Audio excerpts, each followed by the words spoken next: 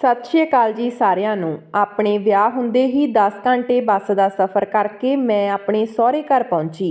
ਦੁਲਹਨ ਬਣ ਕੇ ਵਿਦਾ ਹੁੰਦੇ ਹੀ ਮੈਨੂੰ ਬੱਸ ਦਾ ਸਫ਼ਰ ਕਰਨਾ ਪਿਆ। ਪੂਰਾ ਸਫ਼ਰ ਮੈਂ ਚੁੱਪ ਕਰਕੇ ਤੈਅ ਕੀਤਾ। ਸਹੁਰੇ ਘਰ ਜਾ ਕੇ ਮੈਨੂੰ ਕਮਰੇ ਵਿੱਚ ਬਿਠਾ ਦਿੱਤਾ ਗਿਆ। ਮੈਂ MA BA ਪਾਸ ਲੜਕੀ ਸੀ। ਮੇਰਾ ਵਿਆਹ ਪਿੰਡ ਦੇ ਇੱਕ ਗਵਾਰ ਦੇ ਨਾਲ ਕਰ ਦਿੱਤਾ ਗਿਆ। ਮੈਂ ਫੁੱਟ ਕੇ ਰੋਂਦੀ ਰਹੀ ਤੇ ਕੀ ਕਰਦੀ, ਮੇਰੇ ਦਿਲ ਵਿੱਚ ਕੋਈ ਉਮੰਗ ਹੀ ਨਹੀਂ ਸੀ। ਬਸ ਅਫਸੋਸ ਸੀ, ਤਕਲੀਫ ਸੀ, ਹੰਝੂ ਸੀ ਤੇ ਗਮਾਂ ਦਾ ਪਹਾੜ, ਜਿਸ ਦੇ ਵਜਨ ਨਾਲ ਮੇਰਾ ਸੀਨਾ ਫਟਿਆ ਜਾ ਰਿਹਾ ਸੀ। ਜਦੋਂ ਮੇਰਾ ਪਤੀ ਲਖਣ ਮੇਰੇ ਕਮਰੇ ਵਿੱਚ ਆਇਆ ਤਾਂ ਮੇਰੇ ਚਿਹਰੇ ਤੇ ਗੁੱਸਾ ਅਤੇ ਨਫ਼ਰਤ ਦੇ ਭਾਵ ਉੱਭਰ ਆਏ। ਮੈਂ ਇੱਕ ਨਜ਼ਰ ਉਸ ਉੱਤੇ ਪਾਈ ਤੇ ਗੁੱਸੇ ਨਾਲ ਮੂੰਹ ਦੂਜੇ ਤਰਫ ਫੇਰ ਲਿਆ। ਸਫੈਦ ਕੁੜਤਾ ਪਜਾਮਾ ਪਹਿਨੇ ਹੋਏ, ਉਸ ਉੱਤੇ ਵੱਡੀਆਂ ਵੱਡੀਆਂ ਮੁੱਛਾਂ। ਉਹ ਬਿਲਕੁਲ ਵੀ ਹੈਂਡਸਮ ਨਹੀਂ ਲੱਗ ਰਿਹਾ ਸੀ। ਮੁਸਕਰਾਉਂਦੇ ਵਕਤ ਉਸ ਦੀ ਪੂਰੀ 32 ਸੀ ਬਾਹਰ ਨਜ਼ਰ ਆ ਰਹੀ ਸੀ। ਉਹ ਮੁਸਕਰਾਉਂਦਾ ਹੋਇਆ ਆ ਕੇ ਮੇਰੇ ਕੋਲ ਬੈਠ ਗਿਆ ਤੇ ਕੁਝ ਦੇਰ ਤੱਕ ਮੈਨੂੰ ਮਦਹੋਸ਼ ਨਜ਼ਰਾਂ ਨਾਲ ਦੇਖਣ ਲੱਗਾ। ਮੈਨੂੰ ਉਸ ਦਾ ਇਸ ਤਰ੍ਹਾਂ ਦੇਖਣਾ ਵੀ ਬੁਰਾ ਮਹਿਸੂਸ ਹੋ ਰਿਹਾ ਸੀ। ਮੈਨੂੰ ਉਹ ਇੱਕ ਅੱਖ ਵੀ ਨਹੀਂ ਭਾ ਰਿਹਾ ਸੀ। ਜੀ ਕਰ ਰਿਹਾ ਸੀ ਕਿ ਧੱਕੇ ਮਾਰ ਕੇ ਉਸ ਨੂੰ ਕਮਰੇ ਵਿੱਚੋਂ ਕੱਢ ਦੇਵਾਂ। ਲਖਣ ਮੈਨੂੰ ਕਹਿਣ ਲੱਗਿਆ ਕਿ ਮੈਂ ਬਹੁਤ ਹੀ ਖੁਸ਼ਕਿਸਮਤ ਹਾਂ ਜੋ ਮੈਨੂੰ ਤੇਰੇ ਵਰਗੀ ਖੂਬਸੂਰਤ ਅਤੇ ਪੜ੍ਹੀ ਲਿਖੀ ਪਤਨੀ ਮਿਲੀ ਆ। ਮੈਂ ਉਸ ਦੀਆਂ ਗੱਲਾਂ ਸੁਣ ਕੇ ਇੱਕ ਤਿੱਖੀ ਜਿਹੀ ਨਜ਼ਰ ਉਸ ਦੇ ਉੱਤੇ ਪਾਈ ਤੇ ਕਿਹਾ, ਮੈਂ ਬਦਕਿਸਮਤ ਹਾਂ ਜੋ ਮੈਨੂੰ ਤੇਰੇ ਵਰਗਾ ਅਨਪੜ੍ਹ ਜਾਹਿਲ ਗਵਾਰ ਅਤੇ ਬਦਸੂਰਤ ਪਤੀ ਮਿਲਿਆ। ਮੇਰੀ ਗੱਲ ਸੁਣ ਕੇ ਉਸ ਦੇ ਚਿਹਰੇ ਦੀ ਸਾਵਲੀ ਰੰਗਤ ਹੋਰ ਵੀ ਜ਼ਿਆਦਾ ਸਾਵਲੀ ਹੋ ਗਈ। ਉਸ ਦੇ ਅੱਗੇ ਦੇ 2 ਦੰਦ ਵੀ ਬਾਹਰ ਨੂੰ ਦਿਖਾਈ ਦਿੰਦੇ ਸੀ। ਉਹ ਸ਼ਾਇਦ ਮੇਰੇ ਤੋਂ ਖਰੀਆਂ ਸੁਣਨ ਦੀ ਬਿਲਕੁਲ ਵੀ ਉਮੀਦ ਨਹੀਂ ਕਰਦਾ ਸੀ, ਪਰ ਮੇਰੇ ਅੰਦਰ ਤਾਂ ਪਹਿਲਾਂ ਤੋਂ ਹੀ ਜ਼ਹਿਰ ਭਰਿਆ ਹੋਇਆ ਸੀ। ਮੇਰੇ ਮਾਂ-ਬਾਪ ਨੇ ਮੇਰੇ ਲੱਖ ਮਨ੍ਹਾ ਕਰਨ ਦੇ ਬਾਵਜੂਦ ਵੀ ਮੇਰਾ ਵਿਆਹ ਆਪਣੇ ਦੋਸਤ ਦੇ ਬੇਟੇ ਨਾਲ ਕਰ ਦਿੱਤਾ, ਜੋ ਪਿੰਡ ਦਾ ਕਿਸਾਨ ਸੀ। ਮੇਰੇ ਪਾਪਾ ਦਾ ਕਹਿਣਾ ਸੀ, ਚੰਗਾ ਲੜਕਾ ਬਹੁਤ ਚੰਗਾ ਤੇ ਸੱਭਿਆ ਸੰਸਕਾਰੀ ਹੈ, ਕਮਾਉਂਦਾ ਵੀ ਚੰਗਾ ਹੈ, ਤੂੰ ਉਸ ਦੇ ਨਾਲ ਖੁਸ਼ ਰਹੇਂਗੀ। ਲੇਕਿਨ ਕੀ ਖੁਸ਼ੀ ਦਾ ਸਿਰਫ ਇੱਕ ਹੀ ਕਾਰਨ ਹੁੰਦਾ ਹੈ ਕਿ ਲੜਕਾ ਚੰਗਾ ਕਮਾਉਂਦਾ ਹੋਵੇ ਤੇ ਉਸ ਦੇ ਕੋਲ ਢੇਰ ਸਾਰਾ ਪੈਸਾ ਹੋਵੇ। ਮੇਰੇ ਦਿਲ ਦੀ ਖੁਸ਼ੀ ਦੀ ਕੋਈ ਵੈਲਿਊ ਹੀ ਨਹੀਂ ਸੀ। ਮੈਨੂੰ ਕੀ ਪਸੰਦ ਸੀ ਤੇ ਕੀ ਨਾ ਪਸੰਦ ਸੀ, ਘੱਟ ਤੋਂ ਘੱਟ ਮੇਰੀ ਮਰਜ਼ੀ ਵੀ ਪੁੱਛ ਲੈਣੀ ਚਾਹੀਦੀ ਸੀ। ਮੈਨੂੰ ਪਿੰਡ ਵਿੱਚ ਰਹਿ ਕੇ ਇੱਕ ਅਨਪੜ੍ਹ ਜਾਹਿਲ ਗਵਾਰ ਨਾਲ ਵਿਆਹ ਕਰਨਾ ਬਿਲਕੁਲ ਵੀ ਗਵਾਰਾ ਨਹੀਂ ਸੀ। ਮੇਰੇ ਅੰਦਰ ਇੱਕ ਅੱਗ ਲੱਗੀ ਹੋਈ ਸੀ ਜੋ ਕਿਸੇ ਵੀ ਤਰ੍ਹਾਂ ਸ਼ਾਂਤ ਨਹੀਂ ਹੋ ਰਹੀ ਸੀ। ਮੇਰੇ ਅੰਦਰ ਇੱਕ ਅਜਿਹੀ ਜਲਨ ਸੀ ਕਿ ਮੇਰੇ ਸ਼ਬਦ ਮੇਰੇ ਵੱਸ ਵਿੱਚ ਨਹੀਂ ਸੀ। ਦਿਲ ਕਰ ਰਿਹਾ ਸੀ ਕਿ ਮੈਂ ਲਖਣ ਉੱਤੇ ਆਪਣੇ ਅੰਦਰ ਦੀ ਸਾਰੀ ਭੜਾਸ ਹੁਣੇ ਹੀ ਕੱਢ ਦੇਵਾਂ। ਉਹ ਮੇਰੀ ਗੱਲ ਸੁਣ ਕੇ ਹੈਰਾਨੀ ਨਾਲ ਮੈਨੂੰ ਦੇਖੀ ਜਾ ਰਿਹਾ ਸੀ। ਫਿਰ ਕਹਿਣ ਲੱਗਾ, ਕੀ ਗੱਲ ਆ ਅੰਸ਼ਿਕਾ, ਕੀ ਅੰਕਲ ਨੇ ਤੇਰੇ ਵਿਆਹ ਦੀਆਂ ਚੀਜ਼ਾਂ ਤੇਰੀ ਮਰਜ਼ੀ ਨਾਲ ਨਹੀਂ ਲੈਣ ਦਿੱਤੀਆਂ? ਉਸ ਨੂੰ ਲੱਗਿਆ ਜਿਵੇਂ ਬਚਪਨ ਵਿੱਚ ਮੇਰੀ ਮੰਮੀ ਮੇਰੀ ਪਸੰਦ ਦੀ ਚੀਜ਼ ਲੈਣ ਦੀ ਬਜਾਏ ਮੇਰੇ ਉੱਤੇ ਆਪਣੀ ਪਸੰਦ ਥੋਪ ਦਿਆ ਕਰਦੀ ਸੀ ਅਤੇ ਮੈਂ ਬਾਅਦ ਵਿੱਚ ਆਪਣਾ ਗੁੱਸਾ ਸਭ ਦੇ ਉੱਪਰ ਕੱਢਦੀ ਰਹਿੰਦੀ ਸੀ। ਤਾਂ ਉਸ ਨੂੰ ਲੱਗ ਰਿਹਾ ਸੀ ਕਿ ਹੁਣ ਵੀ ਅਜਿਹਾ ਹੀ ਹੋਇਆ ਹੋਵੇਗਾ। ਵਿਆਹ ਤੋਂ ਪਹਿਲਾਂ ਹੀ ਲਖਣ ਦੇ ਘਰ ਸਾਡਾ ਆਉਣਾ ਜਾਣਾ ਹੁੰਦਾ ਸੀ। ਉਹ ਬਚਪਨ ਤੋਂ ਹੀ ਮੇਰੀ ਇਸ ਆਦਤ ਨੂੰ ਚੰਗੀ ਤਰ੍ਹਾਂ ਜਾਣਦਾ ਸੀ ਕਿ ਮੈਨੂੰ ਆਪਣੀ ਪਸੰਦ ਦੀ ਚੀਜ਼ ਨਾ ਮਿਲਣ ਤੇ ਮੈਂ ਜਲਦੀ ਗੁੱਸਾ ਹੋ ਜਾਂਦੀ ਸੀ। ਮੈਂ ਲਗਭਗ ਗੁੱਸੇ ਨਾਲ ਚੀਕਦੇ ਹੋਏ ਕਿਹਾ, ਜੇ ਗੱਲ ਚੀਜ਼ਾਂ ਦੀ ਹੁੰਦੀ ਤਾਂ ਸ਼ਾਇਦ ਮੈਂ ਸਬਰ ਕਰ ਲੈਂਦੀ। ਗੱਲ ਤਾਂ ਤੇਰੀ ਇਸ ਬਦਸੂਰਤ ਸ਼ਕਲ ਦੀ ਆ। ਸ਼ੀਸ਼ੇ ਵਿੱਚ ਜਾ ਕੇ ਪਹਿਲਾਂ ਆਪਣੀ ਸ਼ਕਲ ਦੇਖ। ਕੀ ਤੂੰ ਇਸ ਕਾਬਲ ਆ ਕਿ ਮੈਂ ਤੇਰੇ ਨਾਲ ਜ਼ਿੰਦਗੀ ਗੁਜ਼ਾਰ ਸਕਾਂ? ਨਾ ਤੇਰੇ ਕੋਲ ਕੋਈ ਚੰਗੀ ਸ਼ਕਲ ਸੂਰਤ ਆ ਤੇ ਨਾ ਹੀ ਚੰਗੀ ਸਿੱਖਿਆ। ਅਨਪੜ੍ਹ ਜਾਹਿਲ ਗਵਾਰ। ਇੱਕਦਮ ਮੇਰੇ ਘਰ ਵਾਲਿਆਂ ਨੇ ਮੇਰੀ ਜ਼ਿੰਦਗੀ ਬਰਬਾਦ ਕਰ ਦਿੱਤੀ। ਹੁਣ ਗੱਲ ਮੇਰੀ ਬਰਦਾਸ਼ਤ ਤੋਂ ਬਾਹਰ ਸੀ ਤੇ ਮੈਂ ਰੋਣ ਲੱਗੀ। ਉਹ ਚੁੱਪ ਹੋ ਗਿਆ। ਉਸ ਦੇ ਚਿਹਰੇ ਦੀ ਖੁਸ਼ੀ ਜੋ ਕੁਝ ਟਾਈਮ ਪਹਿਲਾਂ ਉਸ ਦੇ ਚਿਹਰੇ ਤੇ ਚਮਕ ਰਹੀ ਸੀ, ਇੱਕਦਮ ਨਾਲ ਉਸ ਦਾ ਚਿਹਰਾ ਸਪਾਟ ਹੋ ਗਿਆ। ਮੈਂ ਰੋਂਦੇ ਹੋਏ ਕਿਹਾ ਕਿ ਮੈਂ ਕਿਸੇ ਹੋਰ ਨਾਲ ਪਿਆਰ ਕਰਦੀ ਹਾਂ, ਮੈਂ ਤੇਰੇ ਨਾਲ ਨਹੀਂ ਰਹਿਣਾ ਚਾਹੁੰਦੀ। ਮੇਰੀ ਗੱਲ ਸੁਣ ਕੇ ਉਹ ਹੈਰਾਨੀ ਨਾਲ ਮੇਰੇ ਕੋਲ ਖੜਾ ਹੋ ਗਿਆ ਤੇ ਕਹਿਣ ਲੱਗਿਆ, ਅੰਸ਼ਿਕਾ ਕੀ ਕਹਿ ਰਹੀ ਆ, ਹੋਸ਼ ਵਿੱਚ ਤਾਂ ਹੈ? ਮੈਂ ਕਿਹਾ, ਇਸ ਵਿੱਚ ਹੈਰਾਨ ਹੋਣ ਵਾਲੀ ਕਿਹੜੀ ਗੱਲ ਆ? ਮੈਂ ਜਿਸ ਨੂੰ ਪਿਆਰ ਕਰਦੀ ਆ ਉਹ ਤੇਰੇ ਨਾਲੋਂ 1000 ਗੁਣਾ ਚੰਗਾ ਤੇ ਹੈਂਡਸਮ, ਪੜ੍ਹਿਆ ਲਿਖਿਆ। ਇਹ ਸੁਣ ਕੇ ਉਸ ਦੀਆਂ ਅੱਖਾਂ ਵਿੱਚ ਹੰਝੂ ਉੱਭਰ ਆਏ ਤੇ ਉਹ ਵਾਸ਼ਰੂਮ ਵਿੱਚ ਚਲਾ ਗਿਆ। ਅਤੇ ਇਹ ਸੱਚ ਵੀ ਸੀ। ਮੈਂ ਇੱਕ ਲੜਕੇ ਨੂੰ ਪਿਆਰ ਕਰਦੀ ਸੀ ਜਿਸ ਨੇ ਮੇਰੀ ਦੋਸਤੀ ਕਾਲਜ ਵਿੱਚ ਆਉਂਦੇ ਜਾਂਦੇ ਬੱਸ ਸਟਾਪ ਤੇ ਹੋਈ ਸੀ। ਉਹ ਯੂਨੀਵਰਸਿਟੀ ਵਿੱਚ ਪੜ੍ਹਦਾ ਸੀ। ਇੱਥੇ ਹੀ ਸਾਡੀਆਂ ਨਜ਼ਰਾਂ ਦਾ ਟਕਰਾਅ ਹੋਇਆ ਤੇ ਉਸ ਦੇ ਬਾਅਦ ਇੱਕ ਦੂਜੇ ਨੂੰ ਫੋਨ ਨੰਬਰ ਦਿੱਤੇ ਗਏ। ਅਤੇ ਇਸ ਤਰ੍ਹਾਂ ਸਾਡੀ ਮੁਹੱਬਤ ਪ੍ਰਵਾਨ ਚੜ੍ਹੀ। ਮੈਂ ਹੁਣ ਆਪਣੀ ਕਿਸਮਤ 'ਤੇ ਬੈਠੀ ਰੋ ਰਹੀ ਸੀ ਕਿ ਲਖਣ ਲਾਲ ਅੱਖਾਂ ਦੇ ਨਾਲ ਵਾਸ਼ਰੂਮ ਵਿੱਚੋਂ ਬਾਹਰ ਆਇਆ। ਚਿਹਰਾ ਪਾਣੀ ਨਾਲ ਗਿੱਲਾ ਸੀ, ਸ਼ਾਇਦ ਉਹ ਰੋਇਆ ਵੀ ਹੋਵੇ। ਉਸਨੇ ਮੇਰੇ ਤੋਂ ਨਜ਼ਰ ਹਟਾ ਲਈ ਤੇ ਮੇਰੀ ਤਰਫ ਪਿੱਠ ਕਰਕੇ ਲੇਟ ਗਿਆ। ਮੈਨੂੰ ਅਹਿਸਾਸ ਹੋ ਰਿਹਾ ਸੀ ਜਿਵੇਂ ਉਹ ਰੋ ਰਿਹਾ ਹੋਵੇ, ਲੇਕਿਨ ਮੈਂ ਉਸ ਨੂੰ ਨਜ਼ਰ ਅੰਦਾਜ਼ ਕਰ ਦਿੱਤਾ ਤੇ ਕੱਪੜੇ ਬਦਲਣ ਵਾਸ਼ਰੂਮ ਵਿੱਚ ਚਲੀ ਗਈ। ਮੈਂ ਹੁਣ ਇੱਕ ਸਾਦੇ ਸੂਟ ਵਿੱਚ ਬਾਹਰ ਆਈ। ਬਾਹਰ ਆ ਕੇ ਦੇਖਿਆ ਕਿ ਲਖਣ ਨੀਚੇ ਜ਼ਮੀਨ ਉੱਪਰ ਚਾਦਰ ਵਿਛਾ ਕੇ ਸਿਰਹਾਣਾ ਲਗਾਈ ਲੇਟਿਆ ਪਿਆ ਸੀ। ਮੈਂ ਰੱਬ ਦਾ ਧੰਨਵਾਦ ਕੀਤਾ ਤੇ ਉੱਪਰ ਬੈੱਡ ਤੇ ਲੇਟ ਗਈ। ਥੋੜੀ ਹੀ ਦੇਰ ਵਿੱਚ ਮੈਨੂੰ ਨੀਂਦ ਆ ਗਈ। ਕਈ ਸਾਰੇ ਦਿਨ ਇਸ ਤਰ੍ਹਾਂ ਹੀ ਗੁਜ਼ਰ ਗਏ। ਮੈਂ ਲਖਣ ਨਾਲ ਗੱਲ ਨਾ ਕੀਤੀ ਤੇ ਉਸਨੇ ਵੀ ਮੇਰੇ ਨਾਲ ਕੋਈ ਗੱਲ ਨਾ ਕੀਤੀ। ਉਹ ਸੁਬਾਹ ਹੁੰਦੇ ਹੀ ਖੇਤਾਂ ਵਿੱਚ ਚਲਿਆ ਜਾਂਦਾ ਤੇ ਸ਼ਾਮ ਨੂੰ ਵਾਪਸ ਆਉਂਦਾ। ਉਸਦੇ ਮਿੱਟੀ ਅਤੇ ਖਾਦ ਨਾਲ ਪੂਰੇ ਕੱਪੜੇ ਅਤੇ ਉਸਦੇ ਚਿਹਰੇ 'ਤੇ ਬਹੁਤ ਪਸੀਨੇ ਨੂੰ ਦੇਖ ਕੇ ਮੇਰਾ ਜੀਅ ਖਰਾਬ ਹੋਣ ਲੱਗਦਾ, ਜਿਵੇਂ ਹੁਣੇ ਹੀ ਮੈਨੂੰ ਉਲਟੀ ਆ ਜਾਵੇਗੀ। ਮੈਂ ਉਸ ਨੂੰ ਬਹੁਤ ਹੀ ਨਫ਼ਰਤ ਨਾਲ ਅਤੇ ਗੁੱਸੇ ਨਾਲ ਦੇਖ ਕੇ ਮੂੰਹ ਫੇਰ ਲੈਂਦੀ। ਉਹ ਮੇਰੇ ਚਿਹਰੇ ਉੱਪਰ ਗੁੱਸੇ ਨੂੰ ਭਾਪ ਕੇ ਅੰਦਰ ਚਲਿਆ ਜਾਂਦਾ ਤੇ ਨਹਾ ਧੋ ਕੇ ਵਾਪਸ ਆਉਂਦਾ। ਮੇਰੀ ਮਜਬੂਰੀ ਸੀ ਕਿ ਸਭ ਦੇ ਨਾਲ ਬੈਠ ਕੇ ਖਾਣਾ ਖਾਣਾ ਪੈਂਦਾ ਸੀ। ਸਾਡੇ ਸਹੁਰੇ ਘਰ ਵਿੱਚ ਇਹ ਰਿਵਾਜ ਸੀ ਕਿ ਪਤੀ ਪਤਨੀ ਇੱਕ ਹੀ ਪਲੇਟ ਵਿੱਚ ਖਾਣਾ ਖਾਂਦੇ ਹਨ। ਲਖਣ ਦੇ ਨਾਲ ਇੱਕ ਹੀ ਪਲੇਟ ਵਿੱਚ ਖਾਣਾ ਖਾਣਾ ਮੇਰੇ ਲਈ ਸਭ ਤੋਂ ਵੱਡੀ ਮੁਸ਼ਕਲ ਸੀ।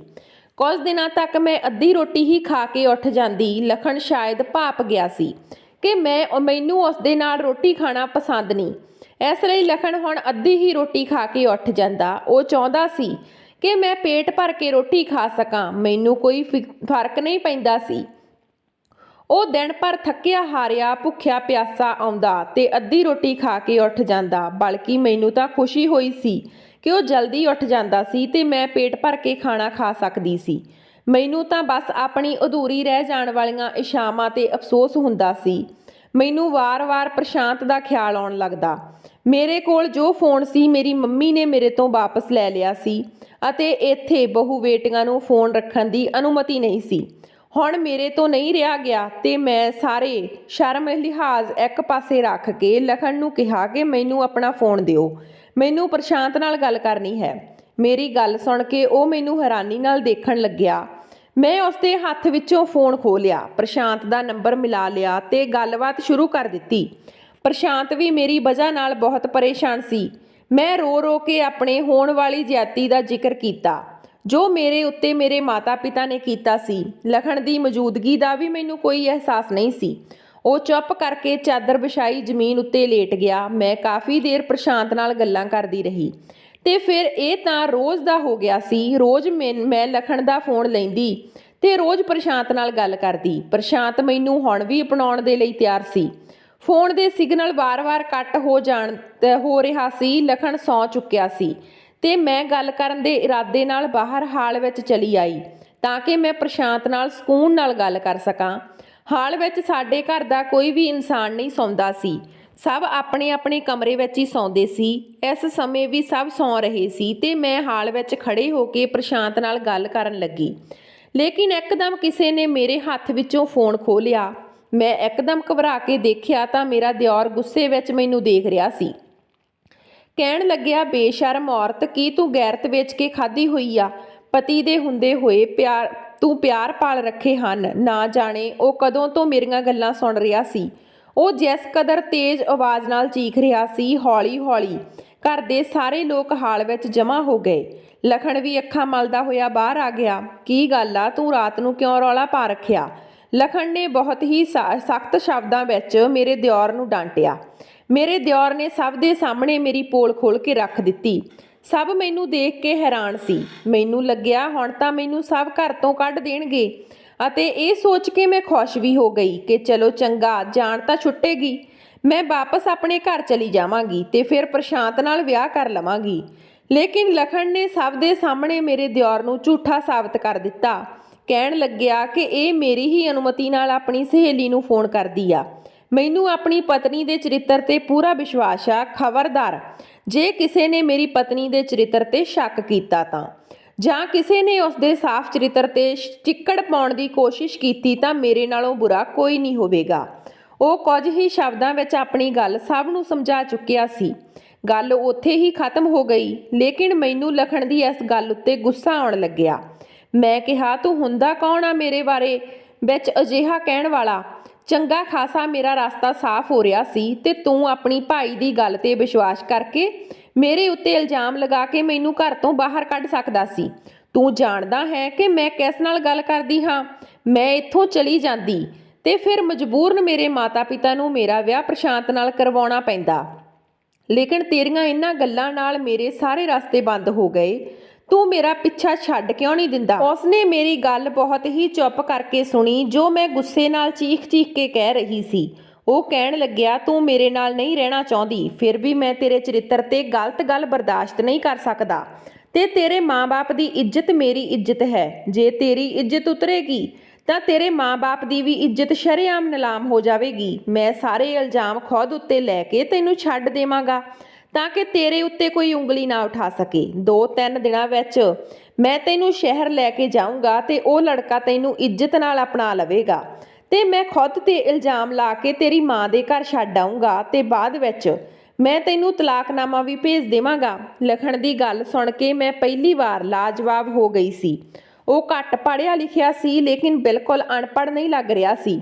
ਉਹ ਬਹੁਤ ਹੀ ਪੜ੍ਹੇ ਲਿਖਿਆਂ ਵਰਗੀਆਂ ਗੱਲਾਂ ਕਰ ਰਿਹਾ ਸੀ। ਇੱਜ਼ਤ ਗੈਰਤ ਦੀ ਗੱਲ ਚੰਗੀ ਤਰ੍ਹਾਂ ਜਾਣਦਾ ਸੀ, ਲੇਕਿਨ ਨਾ ਜਾਣੇ ਕਿਉਂ ਮੇਰੇ ਅੰਦਰ ਉਸ ਦੇ ਲਈ ਜਜ਼ਬਾਤ ਹੁਣ ਬਦਲਣ ਲੱਗੇ ਸੀ। ਲੇਕਿਨ ਮੈਂ ਆਪਣੇ ਆਪ ਨੂੰ ਸੰਭਾਲਿਆ ਤੇ ਆਪਣਾ ਸਿਰ ਝੁਕਾ ਲਿਆ ਤੇ ਫਿਰ ਅਗਲੇ ਦਿਨ ਪ੍ਰਸ਼ਾਂਤ ਨੂੰ ਸਾਰੀ ਗੱਲ ਦੱਸ ਦਿੱਤੀ। ਸਾਰੀ ਗੱਲ ਸੁਣ ਕੇ ਪ੍ਰਸ਼ਾਂਤ ਵੀ ਬਹੁਤ ਖੁਸ਼ ਹੋਇਆ ਤੇ ਕਹਿਣ ਲੱਗਿਆ, ਤੂੰ ਸ਼ਹਿਰ ਆ ਜਾ ਤੇ ਆਪਣੇ ਪਤੀ ਨਾਲ ਤਲਾਕ ਲੈ ਲਾ।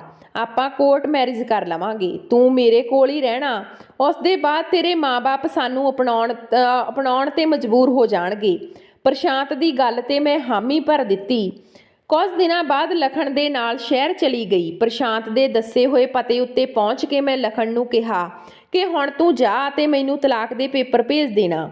ਉਸ ਦੇ ਬਾਅਦ ਤੇਰਾ ਮੇਰੇ ਨਾਲ ਕੋਈ ਸੰਬੰਧ ਨਹੀਂ ਰਹੇਗਾ। ਮੈਂ ਪ੍ਰਸ਼ਾਂਤ ਨਾਲ ਵਿਆਹ ਕਰ ਲਵਾਂਗੀ। ਉਹ ਕਹਿਣ ਲੱਗਿਆ, ਮੈਂ ਤੇਰੇ ਲਈ ਤਲਾਕ ਦੇ ਪੇਪਰ ਜਲਦ ਹੀ ਭੇਜ ਦੇਵਾਂਗਾ। ਕੁਝ ਕਾਗਜ਼ਾਤੀ ਕਾਰਵਾਈ ਕਰਕੇ ਕੱਲ ਇਸ ਪਤੇ ਉੱਤੇ ਪੇਪਰ ਆ ਜਾਣਗੇ। ਉਹ ਕਹਿ ਕੇ ਚਲਾ ਗਿਆ। ਮੈਂ ਪ੍ਰਸ਼ਾਂਤ ਦੇ ਘਰ ਦਾ ਦਰਵਾਜ਼ਾ ਖੜਕਾਇਆ। ਦਰਵਾਜ਼ਾ ਪ੍ਰਸ਼ਾਂਤ ਨੇ ਹੀ ਖੋਲ੍ਹਿਆ ਸੀ। ਮੈਨੂੰ ਦੇਖ ਕੇ ਮੁਸਕਰਾਇਆ ਤੇ ਮੇਰੇ ਨਾਲ ਘਰ ਦੇ ਅੰਦਰ ਦਾਖਲ ਹੋ ਗਿਆ। ਲੇਕਿਨ ਉਸਦੇ ਘਰ ਵਿੱਚ ਉਸਦੇ ਘਰ ਵਾਲੇ ਨਜ਼ਰ ਨਹੀਂ ਆ ਰਹੇ ਸੀ। ਹਾਲਾਂਕਿ ਉਹ ਮੈਨੂੰ ਕਹਿ ਰਿਹਾ ਸੀ ਕਿ ਮੈਂ ਤੇਰੇ ਬਾਰੇ ਆਪਣੇ ਘਰ ਵਾਲਿਆਂ ਨੂੰ ਦੱਸ ਦਿੱਤਾ। ਮੈਂ ਖਾਲੀ ਘਰ ਦੇਖ ਕੇ ਚੌਂਕ ਗਈ। ਤੇਰੇ ਘਰ ਵਾਲੇ ਕਿੱਥੇ ਹਨ? ਉਸਨੇ ਕਿਹਾ, ਅੰਦਰ ਚੱਲੋ, ਮੈਂ ਦੱਸਦਾ। ਮੈਂ ਉਸਦੇ ਪਿੱਛੇ ਕਮਰੇ ਤੱਕ ਚਲੀ ਗਈ। ਕਮਰੇ ਵਿੱਚ 2 ਮਰਦ ਮੌਜੂਦ ਸੀ। ਮੈਨੂੰ ਵੇਖ ਕੇ ਕਮੀਨੀ ਹੱਸਣ ਲੱਗੇ। ਬੋਲੇ, ਇੱਕ ਨੇ ਕਿਹਾ, ਮਾਲ ਤਾਂ ਚੰਗਾ, ਇਸ ਦੀ ਕੀਮਤ ਮੈਂ ਤੈਨੂੰ 3 ਲੱਖ ਦੇਵਾਂਗਾ। ਤੇ ਇਹ ਸੁਣ ਕੇ ਮੇਰੇ ਹੋਸ਼ ਉੱਡ ਗਏ।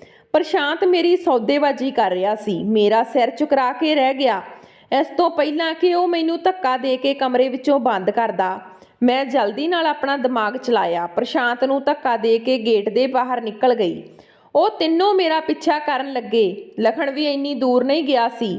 ਮੈਂ ਉਸ ਨੂੰ ਦੇਖ ਲਿਆ ਤੇ ਜ਼ੋਰ ਨਾਲ ਉਸ ਨੂੰ ਪੁਕਾਰਨ ਲੱਗੀ। ਉਸ ਨੇ ਪਲਟ ਕੇ ਮੈਨੂੰ ਦੇਖਿਆ। ਮੈਂ ਭੱਜ ਕੇ ਉਸ ਦੇ ਕੋਲ ਪਹੁੰਚੀ। ਮੇਰੇ ਪਿੱਛੇ ਉਸ ਸਮੇਂ 3 ਮਰਦ ਭੱਜੇ ਆ ਰਹੇ ਸੀ। ਰਾਤ ਹਨੇਰੀ ਗਹਿਰੀ ਹੋ ਰਹੀ ਸੀ। ਇਹ ਜਗ੍ਹਾ ਵੀ ਬਹੁਤ ਸੁੰਨਸਾਨ ਸੀ। ਪ੍ਰਸ਼ਾਂਤ ਨੇ ਸਾਨੂੰ ਬੁਲਾਇਆ ਤੇ ਮੈਂ ਡਰੀ ਸਹਿਮੀ ਲਖਣ ਦੇ ਪਿੱਛੇ ਲੁਕ ਗਈ। ਉਹ ਤਿੰਨੋਂ ਮਰਦ ਸਾਡੇ ਤੱਕ ਪਹੁੰਚੇ ਤੇ ਲਖਣ ਨੂੰ ਕਹਿਣ ਲੱਗੇ ਕਿ ਲੜਕੀ ਨੂੰ ਸਾਡੇ ਹਵਾਲੇ ਕਰ ਦੇ, ਵਰਨਾ ਤੈਨੂੰ ਜਾਣ ਤੋਂ ਖਤਮ ਕਰ ਦੇਵਾਂਗੇ। ਲਖਣ ਨੇ ਕੋਈ ਗੱਲ ਨਾ ਸੁਣੀ, ਉਸ ਨੂੰ ਮਾਰਨ ਲੱਗਾ। ਉਸ ਦੇ ਬਦਲੇ ਉਹ ਵੀ ਲਖਣ ਨੂੰ ਮਾਰਨ ਲੱਗੇ। ਇੱਕ ਸ਼ੋਰ ਮੱਚ ਗਿਆ ਤੇ ਆਸ-ਪਾਸ ਦੇ ਲੋਕ ਜਮ੍ਹਾਂ ਹੋਣ ਲੱਗੇ। ਰੱਬ ਦੀ ਕਿਰਪਾ ਹੋਈ ਕਿ ਉੱਥੇ ਕਿਸੇ ਨੇ ਪੁਲਿਸ ਬੁਲਾ ਲਈ। ਪੁਲਿਸ ਨੂੰ ਦੇਖ ਕੇ ਉਹ ਲੋਕ ਭੱਜਣ ਲੱਗੇ, ਲੇਕਿਨ ਫੜੇ ਗਏ ਅਤੇ ਪੁਲਿਸ ਨੂੰ ਵੀ ਉਹਨਾਂ ਦੀ ਤਲਾਸ਼ ਸੀ। ਉਹ ਲੋਕ ਲੜਕੀਆਂ ਨੂੰ ਆਪਣੀ ਮੁਹੱਬਤ ਦੇ ਜਾਲ ਵਿੱਚ ਫਸਾ ਕੇ ਅੱਗੇ ਸੌਦਾ ਕਰ ਦਿੰਦੇ ਸੀ। ਰੱਬ ਨੇ ਮੈਨੂੰ ਬਚਾ ਲਿਆ ਸੀ। ਲਖਣ ਦੇ ਸਰੀਰ ਤੇ ਜ਼ਖਮ ਹੋ ਚੁੱਕੇ ਸੀ ਤੇ ਪਹਿਲੀ ਵਾਰ ਮੈਨੂੰ ਉਸ ਦੇ ਜ਼ਖਮ ਦੇਖ ਕੇ ਦੁੱਖ ਹੋਇਆ ਸੀ। ਉਹ ਚੁੱਪ ਕਰਕੇ ਮੈਨੂੰ ਬੱਸ ਸਟਾਪ ਤੱਕ ਲੈ ਆਇਆ ਤੇ ਮੈਂ ਉਸ ਦੇ ਸਾਹਮਣੇ ਨਜ਼ਰ ਚੁੱਕਣ ਦੇ ਕਾਬਲ ਨਹੀਂ ਰਹੀ। ਉਹ ਅਨਪੜ੍ਹ ਹੋ ਕੇ ਵੀ ਕਿੰਨਾ ਸੱਭਿਆ ਤੇ ਸੁਲਝਿਆ ਹੋਇਆ ਲੜਕਾ ਸੀ। ਮੈਨੂੰ ਆਪਣਾ ਆਪ ਉਸ ਦੇ ਸਾਹਮਣੇ ਛੋਟਾ ਲੱਗ ਰਿਹਾ ਸੀ। ਉਹ ਮੈਨੂੰ ਪੁੱਛਣ ਲੱਗਾ, ਅੰਸ਼ਿਕਾ, ਕਿੱਥੇ ਜਾਣਾ ਚਾਹੁੰਦੀ ਆ? ਆਪਣੇ ਮਾਤਾ ਪਿਤਾ ਦੇ ਕੋਲ? ਮੈਂ ਕਿਹਾ, ਨਹੀਂ, ਮੈਂ ਤੁਹਾਡੇ ਨਾਲ ਹੀ ਜਾਣਾ ਚਾਹੁੰਦੀ ਹਾਂ। ਮੇਰੀ ਗੱਲ ਸੁਣ ਕੇ ਮੈਨੂੰ ਉਹ ਹੈਰਾਨੀ ਨਾਲ ਦੇਖਣ ਲੱਗਿਆ। ਮੈਂ ਉਸ ਦੀ ਮੁਹੱਬਤ ਨੂੰ ਪਹਿਚਾਣ ਚੁੱਕੀ ਸੀ। ਮੇਰੇ ਮਾਂ-ਬਾਪ ਨੇ ਮੇਰੇ ਲਈ ਹੀਰਾ ਚੁਣਿਆ ਸੀ। ਬਸ ਮੈਂ ਹੀ ਆਪਣੀ ਘੱਟ ਅਕਲ ਨਾਲ ਕੱਚ ਦੀ ਚਮਕ ਦੇਖ ਕੇ ਆਪਣਾ ਹੱਥ ਜ਼ਖਮੀ ਕਰਨ ਲੱਗੀ ਸੀ। ਲੇਕਿਨ ਸਮਾਂ ਰਹਿੰਦੇ ਬਚ ਗਈ। ਲਖਣ ਨੇ ਮੈਨੂੰ ਕੋਈ ਦੂਜਾ ਸਵਾਲ ਨਹੀਂ ਪੁੱਛਿਆ ਤੇ ਉਹ ਮੈਨੂੰ ਆਪਣੇ ਪਿੰਡ ਲੈ ਗਿਆ। ਘਰ ਵਾਲਿਆਂ ਨੇ ਲਖਣ ਦਾ ਜ਼ਖਮ ਦੇਖ ਕੇ ਪਰੇਸ਼ਾਨੀ ਨਾਲ ਪੁੱਛਿਆ, ਲਖਣ ਕੀ ਹੋਇਆ? ਲਖਣ ਨੇ ਕਿਹਾ, ਕੁਝ ਨਹੀਂ, ਮੈਂ ਬੱਸ ਤੋਂ ਉਤਰਦੇ ਹੋਏ ਡਿੱਗ ਗਿਆ ਸੀ ਤੇ ਸੱਟ ਲੱਗ ਗਈ। ਮੈਂ ਆਪਣੇ ਅੰਦਰ ਬਹੁਤ ਸ਼ਰਮਿੰਦਾ ਹੋ ਰਹੀ ਸੀ। ਮੈਂ ਆਪਣੇ ਪਤੀ ਦਾ ਬਾਹਰੀ ਰੂਪ ਦੇਖ ਕੇ ਨਾ ਜਾਣੇ ਉਸ ਨੂੰ ਕਿੰਨੀਆਂ ਗੱਲਾਂ ਸੁਣਾਈਆਂ ਸੀ, ਲੇਕਿਨ ਅੱਜ ਤੱਕ ਉਸ ਨੇ ਮੇਰੇ ਨਾਲ ਭਲਾਈ ਹੀ ਕੀਤੀ ਸੀ। 2 ਦਿਨ ਤਾਂ ਮੈਂ ਉਸ ਨਾਲ ਨਜ਼ਰ ਨਹੀਂ ਮਿਲਾ ਪਾਈ। ਆਪਣੇ ਅੰਦਰ ਖੁਦ ਨੂੰ ਬੁਰਾ ਭਲਾ ਕਹਿੰਦੀ ਰਹੀ। ਉਹ ਵੀ ਅੱਧੀ ਰੋਟੀ ਖਾ ਕੇ ਮੇਰੇ ਕੋਲੋਂ ਉੱਠਣ ਲੱਗਿਆ ਤਾਂ ਮੈਂ ਉਸ ਨੂੰ ਰੋਕ ਲਿਆ ਤੇ ਕਿਹਾ, ਤੁਸੀਂ ਖਾਣਾ ਠੀਕ ਨਾਲ ਨਹੀਂ ਖਾਂਦੇ, ਰੋਜ਼ ਅੱਧੀ ਰੋਟੀ ਖਾ ਕੇ ਉੱਠ ਜਾਂਦੇ ਹੋ। ਇਹ ਸੁਣ ਕੇ ਲਖਣ ਮੇਰੇ ਕੋਲ ਬੈੱਡ ਉੱਤੇ ਬੈਠ ਗਿਆ, ਚੁੱਪਚਾਪ ਖਾਣਾ ਖਾਣ ਲੱਗਿਆ। ਮੈਂ ਹੁਣ ਉਸ ਦਾ ਖਿਆਲ ਰੱਖਣ ਲੱਗੀ ਸੀ। ਅੰਦਰ ਤੋਂ ਮੈਂ ਵੀ ਟੁੱਟ ਚੁੱਕੀ ਸੀ। ਇਸ ਲਈ ਆਪਣੇ ਪਤੀ ਦੇ ਸਾਹਮਣੇ ਝੁਕ ਕੇ ਮੈਨੂੰ ਆਪਣੀ ਗਲਤੀ ਦੀ ਭਰਪਾਈ ਤਾਂ ਕਰਨੀ ਹੀ ਸੀ, ਲੇਕਿਨ ਇਹ ਬਹੁਤ ਮੁਸ਼ਕਲ ਲੱਗ ਰਿਹਾ ਸੀ। ਮੈਂ ਚਾਹੁੰਦੀ ਸੀ ਕਿ ਉਹ ਖੁਦ ਮੈਨੂੰ ਮਾਫ਼ ਕਰ ਦੇਵੇ, ਲੇਕਿਨ ਉਹ ਚੁੱਪ ਰਿਹਾ। ਰਾਤ ਨੂੰ ਕਮਰੇ 'ਚ ਆਉਂਦਾ ਤੇ ਜ਼ਮੀਨ ਉੱਪਰ ਚਾਦਰ ਵਿਛਾ ਕੇ ਸੌਂ ਜਾਂਦਾ। ਇੱਕ ਦਿਨ ਮੈਂ ਆਪਣੀ ਸਾਰੀ ਹਿੰਮਤ ਜੁਟਾ ਕੇ ਉਸ ਦੇ ਸਾਹਮਣੇ ਬੈਠ ਗਈ। ਮੈਂ ਕਿਹਾ, ਲਖਣ, ਮੈਨੂੰ ਮਾਫ਼ ਕਰ ਦੇ। ਮੈਂ ਤੁਹਾਨੂੰ ਸਮਝਣ ਵਿੱਚ ਬਹੁਤ ਵੱਡੀ ਗਲਤੀ ਕਰ ਦਿੱਤੀ। ਮੈਂ ਹੀਰਾ ਛੱਡ ਕੇ ਕੱਚ ਦਾ ਸੌਦਾ ਕਰਨ ਚੱਲੀ ਸੀ, ਲੇਕਿਨ ਮੈਂ ਰੋਂਦੇ ਹੋਏ ਆਪਣੀ ਗਲਤੀ ਨੂੰ ਮੰਨ ਰਹੀ ਸੀ, ਪਰ ਉਹ ਚੁੱਪ ਬੈਠਾ ਸੀ। ਉਸਨੇ ਮੈਨੂੰ ਵੀ ਚੁੱਪ ਨਹੀਂ ਕਰਾਇਆ ਸੀ। ਉਹ ਚੁੱਪ ਕਰਕੇ ਜ਼ਮੀਨ 'ਤੇ ਚਾਦਰ ਵਿਛਾ ਕੇ ਲੇਟ ਗਿਆ। ਮੈਂ ਉਸ ਦਾ ਹੱਥ ਫੜ ਲਿਆ ਤੇ ਉਹ ਬੋਲਿਆ, ਤੇਰੀ ਜਗ੍ਹਾ ਇੱਥੇ ਨਹੀਂ, ਤੂੰ ਉੱਪਰ ਬੈੱਡ 'ਤੇ ਜਾ ਕੇ ਸੌਂ ਜਾ। ਮੈਂ ਬੋਲੀ, ਮੈਂ ਜਾਣਦੀ ਹਾਂ ਮੇਰੀ ਗਲਤੀ ਬਹੁਤ ਵੱਡੀ ਆ, ਛੋਟੀ ਨਹੀਂ। ਮੈਂ ਤੁਹਾਡਾ ਬਹੁਤ ਦਿਲ ਦੁਖਾਇਆ ਹੈ, ਲੇਕਿਨ ਤੁਸੀਂ ਤਾਂ ਆਪਣੀ ਮਹਾਨਤਾ ਦਿਖਾਈ ਆ। ਹੋ ਸਕੇ ਤਾਂ ਮੈਨੂੰ ਮਾਫ਼ ਕਰ ਦੇਣਾ। ਮੈਨੂੰ ਲੱਗਿਆ ਉਹ ਮੇਰੀ ਗਲਤੀ ਨੂੰ ਮਾਫ਼ ਕਰਕੇ ਮੈਨੂੰ ਸੀਨੇ ਨਾਲ ਲਗਾ ਲਵੇਗਾ, ਲੇਕਿਨ ਉਹ ਨਾ ਜਾਣੇ ਕਿਉਂ ਮੈਨੂੰ ਖਾਲੀ ਨਜ਼ਰਾਂ ਨਾਲ ਦੇਖਣ ਲੱਗਿਆ। ਮੇਰੇ ਤੋਂ ਉਸ ਦੀ ਚੁੱਪੀ ਸਹੀ ਨਹੀਂ ਜਾ ਰਹੀ ਸੀ। ਮੈਂ ਕਿਹਾ, ਲਖਣ, ਹੁਣ ਤਾਂ ਕੁਝ ਕਹੋ। ਆਖਿਰ ਚੁੱਪ ਕਿਉਂ ਹੋ? ਮੈਨੂੰ ਡਾਂਟੋ, ਮੇਰੇ ਉੱਤੇ ਆਪਣਾ ਗੁੱਸਾ ਕੱਢੋ, ਲੇਕਿਨ ਮੈਨੂੰ ਮਾਫ਼ ਕਰ ਦੇਵੋ। ਮੈਂ ਉਸ ਦੀਆਂ ਮਿੰਨਤਾਂ ਕਰ ਰਹੀ ਸੀ, ਲੇਕਿਨ ਇੱਕ ਚੁੱਪ ਉਸ ਦੇ ਬੁੱਲ੍ਹਾਂ ਉੱਤੇ ਲਗਾ ਰੱਖੀ ਸੀ ਜੋ ਟੁੱਟ ਨਹੀਂ ਰਹੀ ਸੀ। ਹੌਲੀ-ਹੌਲੀ ਸਾਡੇ ਵਿਆਹ ਨੂੰ 6 ਮਹੀਨੇ ਲੰਘ ਗਏ। ਵਿਆਹ ਦੇ 6 ਮਹੀਨੇ ਬਾਅਦ ਵੀ ਲਖਣ ਦੇ ਬੁੱਲ੍ਹਾਂ ਉੱਪਰ ਲੱਗੀ ਚੁੱਪ ਉਹੀ ਸੀ। ਵਿਆਹ ਦੇ ਬਾਅਦ ਨਾ ਮੈਂ ਉਸ ਨੂੰ ਜ਼ਿਆਦਾ ਬੋਲਦੇ ਸੁਣਿਆ ਸੀ ਤੇ ਨਾ ਹੀ ਜ਼ਿਆਦਾ ਹੱਸਦੇ ਮੁਸਕਰਾਉਂਦੇ। ਮੇਰਾ ਰੋਣਾ ਧੋਣਾ ਉਸ ਦੀ ਚੁੱਪ ਨੂੰ ਤੋੜ ਨਾ ਸਕਿਆ। ਉਹ ਮੈਨੂੰ ਖਾਲੀ ਅੱਖਾਂ ਨਾਲ ਦੇਖਦਾ ਰਹਿੰਦਾ ਤੇ ਫਿਰ ਚੁੱਪਚਾਪ ਲੇਟ ਗਿਆ। ਮੈਨੂੰ ਉਸਨੇ ਕੁਝ ਕਾਗਜ਼ ਦਿੱਤੇ। ਮੇਰੇ ਉੱਤੇ ਤਾਂ ਜਿਵੇਂ ਅਸਮਾਨ ਡਿੱਗ ਪਿਆ। ਮੈਂ ਤੜਫ ਕੇ ਰੋਣ ਲੱਗੀ। ਮੈਨੂੰ ਲੱਗਿਆ ਸ਼ਾਇਦ ਲਖਣ ਮੈਨੂੰ ਤਲਾਕ। ਮੈਂ ਕਿਹਾ, ਲਖਣ, ਮੈਨੂੰ ਤਲਾਕ ਨਾ ਦਿਓ। ਉਸਨੇ ਕਿਹਾ, ਅੰਸ਼ਿਕਾ, ਇਸ ਨੂੰ ਪੜ੍ਹ ਕੇ ਸਾਈਨ ਕਰ ਦੇਣਾ। ਇਹ ਕਹਿ ਕੇ ਉਹ ਕਮਰੇ ਤੋਂ ਬਾਹਰ ਨਿਕਲ ਗਿਆ। ਮੈਨੂੰ ਨਹੀਂ ਪਤਾ ਸੀ ਕਿ ਕੋਈ ਮਰਦ ਦੇ ਦਿਲ ਵਿੱਚੋਂ ਉਤਰ ਜਾਣ ਦੇ ਬਾਅਦ ਔਰਤ ਚਾਹੇ ਆਪਣੀ ਗਲਤੀ ਉੱਤੇ ਜਿੰਨੀਆਂ ਮਰਜ਼ੀ ਮਾਫ਼ੀਆਂ ਮੰਗ ਲਵੇ, ਉਸ ਨੂੰ ਇੱਜ਼ਤ ਫਿਰ ਤੋਂ ਨਹੀਂ ਮਿਲਦੀ। ਸ਼ਾਇਦ ਮਰਦ ਸਭ ਕੁਝ ਸਹਿ ਸਕਦਾ, ਬਸ ਉਹ ਦੂਜਾ ਮਰਦ ਬਰਦਾਸ਼ਤ ਨਹੀਂ ਕਰ ਸਕਦਾ। ਮੇਰੇ ਉਹ ਕਾਗਜ਼ਾਤ ਹੱਥ ਵਿੱਚ ਹੀ ਸੀ। ਮੈਂ ਰੋਂਦੀ ਰਹੀ। ਮੇਰੇ ਵਿੱਚ ਇੰਨੀ ਹਿੰਮਤ ਨਹੀਂ ਸੀ ਕਿ ਮੈਂ ਉਹ ਕਾਗਜ਼ਾਤ ਪੜ੍ਹ ਸਕਾਂ।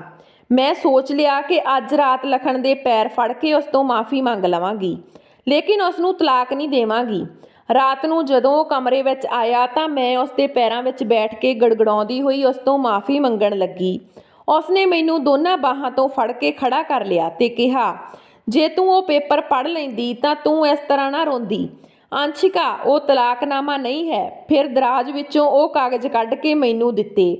ਮੈਂ ਹੰਝੂ ਪੂੰਝ ਕੇ ਉਹ ਪੇਪਰ ਦੇਖੇ। ਉਹ ਤਾਂ ਜ਼ਮੀਨ ਦੇ ਪੇਪਰ ਸੀ ਜਿਸ ਵਿੱਚ ਉਹ ਰੋਜ਼ ਹਲ ਚਲਾਉਂਦਾ ਸੀ। ਉਹ ਆਪਣੇ ਹਿੱਸੇ ਦੀ ਸਾਰੀ ਜ਼ਮੀਨ ਮੇਰੇ ਨਾਮ ਕਰ ਰਿਹਾ ਸੀ।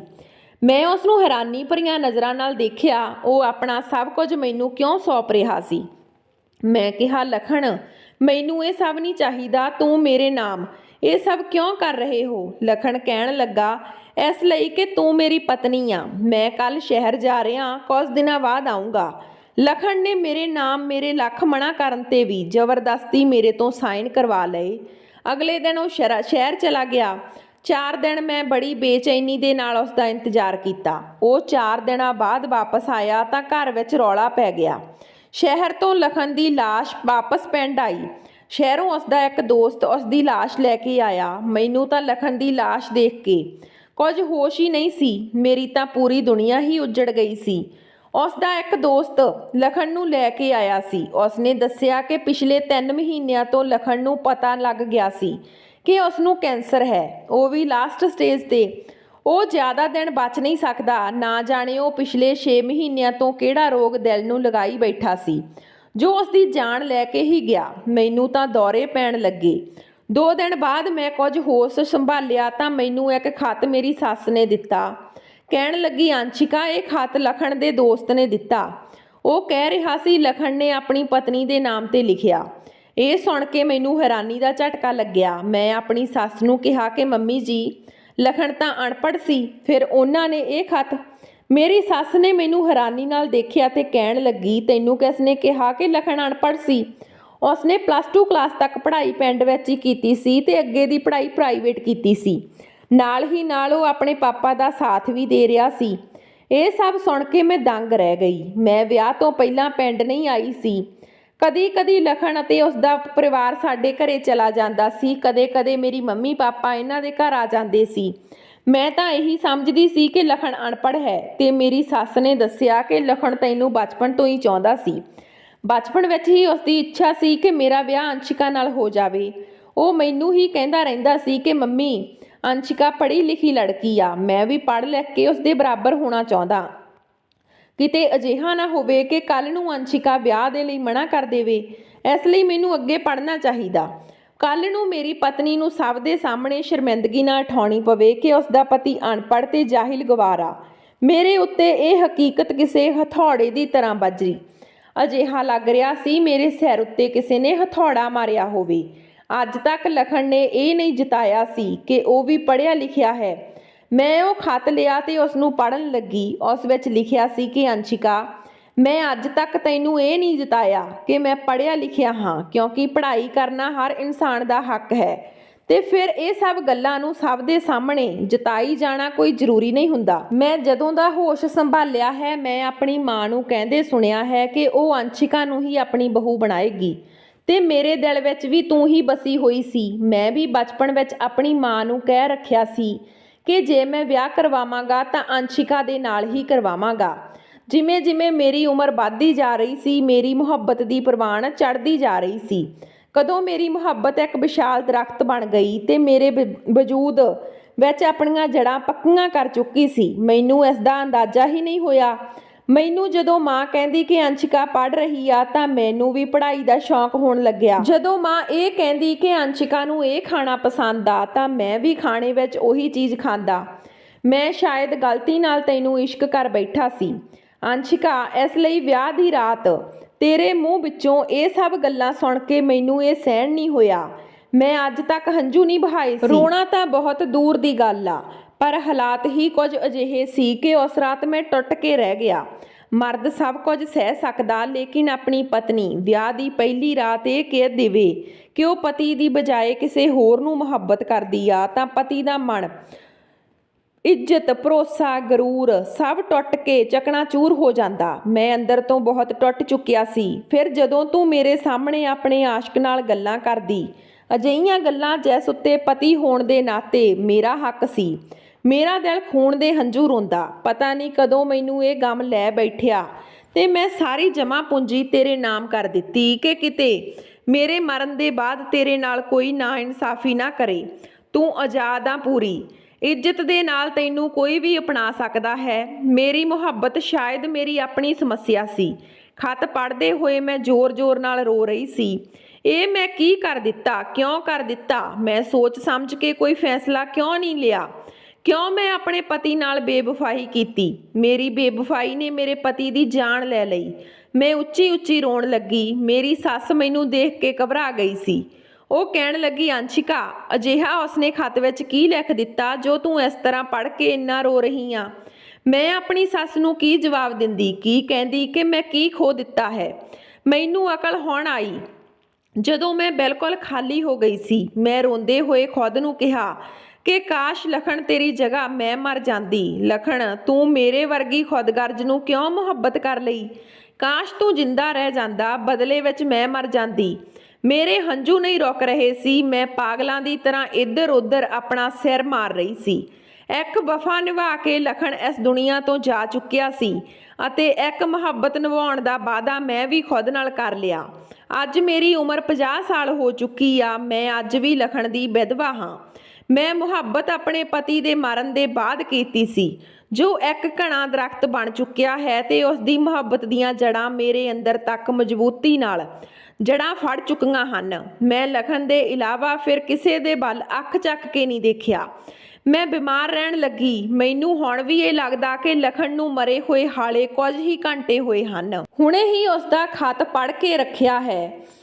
ਮੇਰਾ ਜ਼ਖਮ ਅੱਜ ਵੀ ਹਰਾ ਹੈ। ਮੇਰਾ ਦੁੱਖ ਵਿੱਚ ਕਮੀ ਨਹੀਂ ਆ ਸਕੀ। ਮੇਰੀਆਂ ਉਹਨਾਂ ਤਮਾਮ ਕੁੜੀਆਂ ਨੂੰ ਬੇਨਤੀ ਆ ਜੋ ਆਪਣੀ ਪੜ੍ਹਾਈ ਨੂੰ ਆਪਣੇ ਸਿਰ ਉੱਤੇ ਸਵਾਰ ਕਰ ਲੈਂਦੀਆਂ ਹਨ ਤੇ ਆਪਣੇ ਘੱਟ ਪੜ੍ਹੇ ਲਿਖੇ ਪਤੀ ਨੂੰ ਨਫ਼ਰਤ ਤੇ ਨੀਚਾ ਦਿਖਾਉਣ ਲੱਗਦੀਆਂ ਹਨ। ਰੱਬ ਦੇ ਲਈ ਆਪਣੇ ਪਤੀ ਦੀ ਇੱਜ਼ਤ ਕਰੋ, ਉਹਨਾਂ ਦਾ ਸਨਮਾਨ ਕਰੋ। ਜੋ ਪਤੀ ਤੁਹਾਡੇ ਲਈ ਕਰ ਸਕਦਾ ਹੈ, ਉਹ ਇੱਕ ਸੜਕ ਛਾਪ ਆਸ਼ਕ ਤੁਹਾਡੇ ਲਈ ਬਿਲਕੁਲ ਨਹੀਂ ਕਰ ਸਕਦਾ। ਜੋ ਇਨਸਾਨ ਤੁਹਾਡੀ ਇੱਜ਼ਤ ਦੀ ਬਜਾਏ ਕੋਰਟ ਮੈਰਿਜ ਦਾ ਮਸ਼ਵਰਾ ਦੇਵੇ, ਉਹ ਤੁਹਾਨੂੰ ਵੇਚ ਕੇ ਖਾ ਜਾਵੇਗਾ। ਕਾਸ਼ ਜੇ ਉਦੋਂ ਇਹ ਗੱਲ ਮੈਂ ਸਮਝੀ ਹੁੰਦੀ ਤਾਂ ਲਖਣ ਅੱਜ ਜਿੰਦਾ ਹੁੰਦਾ। ਸੋ ਦੋਸਤੋ, ਇਹ ਸੀ ਸਾਡੀ ਅੱਜ ਦੀ ਕਹਾਣੀ। ਜੇ ਵਧੀਆ ਲੱਗੀ ਤਾਂ ਲਾਈਕ ਸ਼ੇਅਰ ਜ਼ਰੂਰ ਕਰਿਓ। ਜੇ ਚੈਨਲ ਤੇ ਪਹਿਲੀ ਵਾਰ ਹੋ ਤਾਂ ਚੈਨਲ ਨੂੰ ਸਬਸਕ੍ਰਾਈਬ ਕਰਿਓ। ਮਿਲਦੇ ਹਾਂ ਨਵੀਂ ਕਹਾਣੀ ਦੇ ਨਾਲ। ਤਦ ਤੱਕ ਸਤਿ ਸ਼੍ਰੀ ਅਕਾਲ।